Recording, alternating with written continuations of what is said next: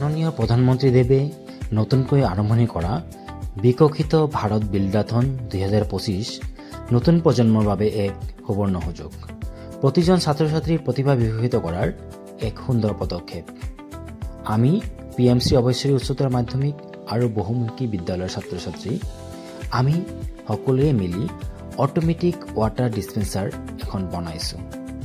পানীৰ অপচয় নোহোৱাকৈ প্ৰয়োজন হোৱা সময়ত পানীৰ প্ৰবাহিত হোৱা আৰু পাত্ৰটো আঁতৰাই দিয়াৰ লগে লগে পানীৰ প্ৰবাহ বন্ধ হোৱাই এই প্ৰকল্পৰ প্ৰধান উদ্দেশ্য।